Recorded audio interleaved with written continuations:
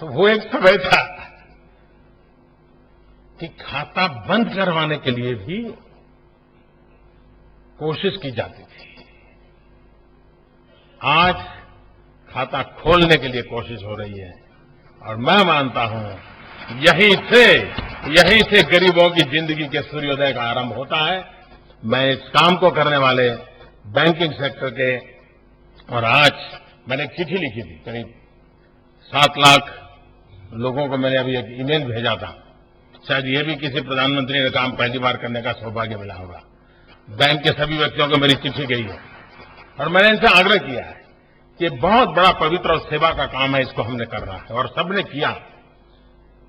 इस बात को जिस प्रकार से बैंकिंग सेक्टर के प्रत्यक्ष काम करने वाले लोगों ने उठा लिया है, मैं हृदय से उनका अभिनंदन करता हूं और मैं आशा करता हूं हमें 26 जनवरी तक इंतजार न करना पड़े।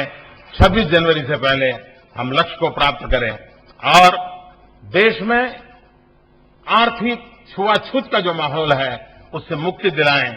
ब्याज के विष चक्र से आत्महत्या की ओर जा रहे उन परिवारों को बचा लें और उनके जीवन में भी सुख का सूरज उगले, इसके लिए प्रयास करें। इसी एक अपेक्षा के साथ सबको बहुत बहुत धन्यवाद, बहुत बहुत शुभकामनाएं।